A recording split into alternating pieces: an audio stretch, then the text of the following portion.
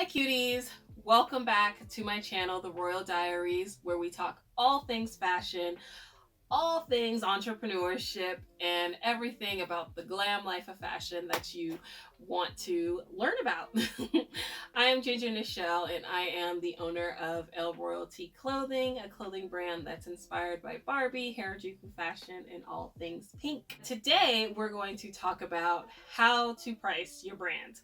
I get this question so much because people are really afraid of pricing themselves too low or pricing themselves too high. So I'm going to talk about a few steps that you can take so you can find that proper balance in between and just make sure that you are hitting those target customers that you want to hit. If you haven't done so already, please check out my video, 6 steps it takes to be a designer, because I talk about your target market, and this will definitely help you understand how much you should price yourself. The first thing is you definitely don't want to undersell yourself and you don't want to oversell yourself. Knowing your target customer is really important because you know who you're targeting and how much money that person is willing to spend on clothing. You want to make sure that even if you are a person that sells, let's just say, $150 dresses,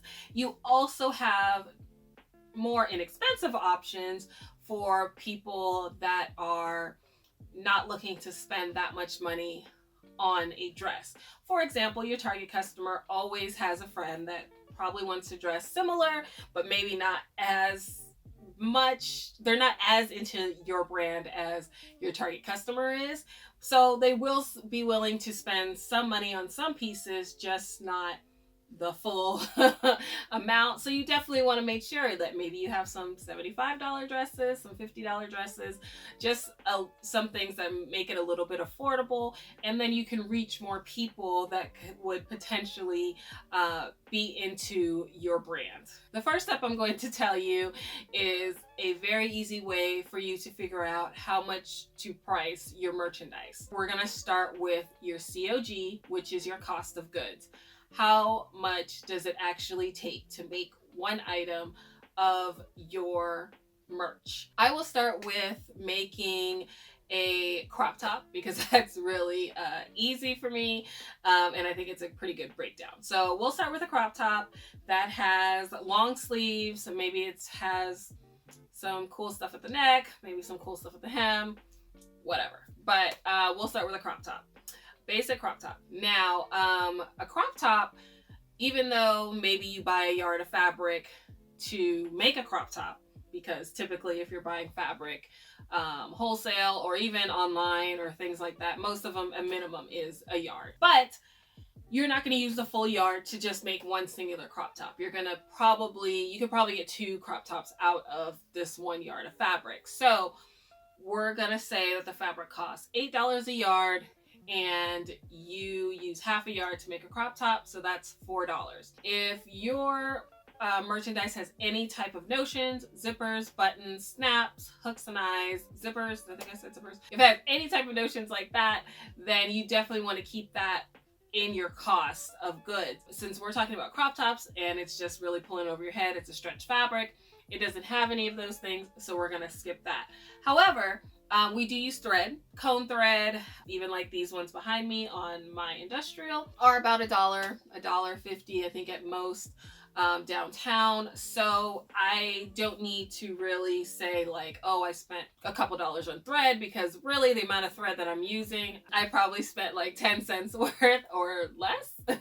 So you can keep that in mind as well, but definitely every notion you do want to write down. So let's just say 10 cents that we use to make our crop top. So now we are at $4.10 as our cost of goods. Next is to figure out how much the cost of labor is.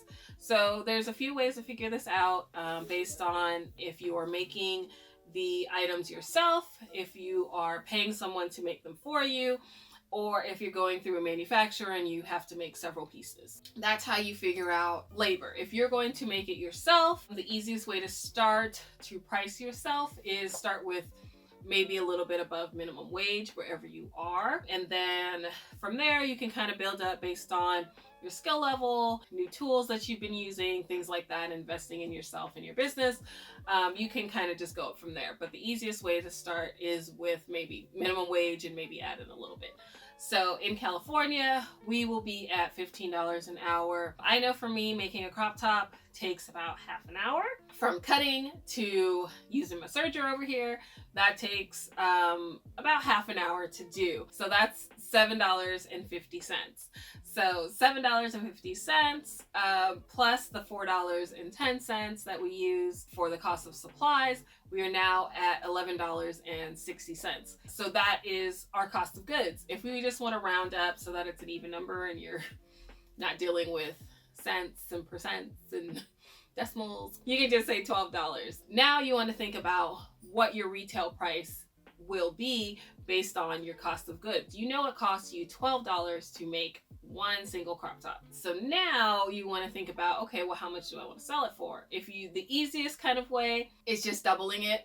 And if it costs you $12 to make, then you could sell it for $24. Personally, that's pretty much what I do on my website. My crop tops run for $24.99 on my website because typically it costs about $12 to make them. I just double that price. For all my items that are 35 and under, typically the cost of goods are about half of what it costs to make. My other items that are maybe a little bit pricier on my site are a little bit different, but they are pretty much the same formula of taking your cost of goods, adding your labor, and then doubling it to figure out your price. If you want to sell your items at more than double your price because you just feel that you've put so much into it that you feel like it's possible, you can. You just want to be sure that you consider your finishing techniques, you want to consider the construction, you want to consider the materials that are going into it. If you are spending only, let's say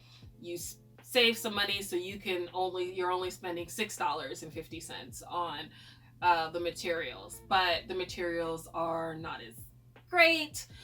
Maybe they get destroyed in the wash. Maybe your thread doesn't match the ground color of what you're creating purposely, and not that it's like a cute contrast color. It's really like purposely you just use whatever thread you had in your machine. People are going to notice things like that, and when they leave reviews or tell people about your brand, they're going to tell people about the construction and things that are wrong with it as well. So you definitely want to price it out according to the work that you do, the work that you put into it. So just be careful with your pricing because you do want to make sure that you keep it consistent to the quality that you're giving your customers. If your price is too high, consider maybe lowering your cost of goods, maybe making a deal with the owner of the shop or the place where you're getting your fabric from to sell it to you at a cheaper price if you buy more because you really believe in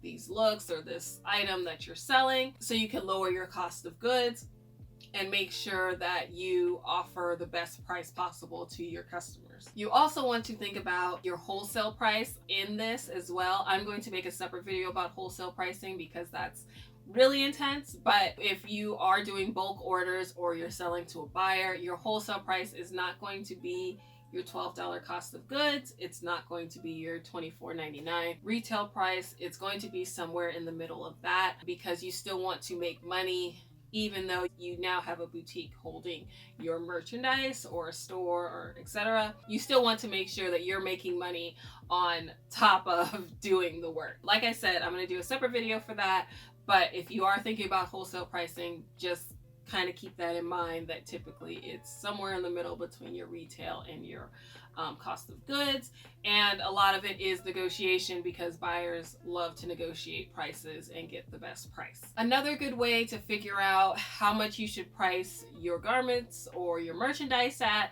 is to look at your competitors and see how much they're pricing at. Now, there are certain things you have to keep in mind, like if they have more brand recognition, they can charge more. People will probably be willing to pay for the extra cost that it costs them because they know the brand, they know exactly what they're getting, versus you who are a new brand and a lot of people don't know you yet, or don't know what they're going to get, so they may not be so willing to spend, maybe $50 on a t-shirt, but they'll spend $50 on a Nike t-shirt because they know what they're going to get with Nike. Just keep that in mind when you are looking at your competitors. You really want to look at competitors that are doing the same things that you are doing, that are also an indie brand. You can look at more well-known brands just to give yourself a kind of a goal to set to, or just really having, a lot of comparisons.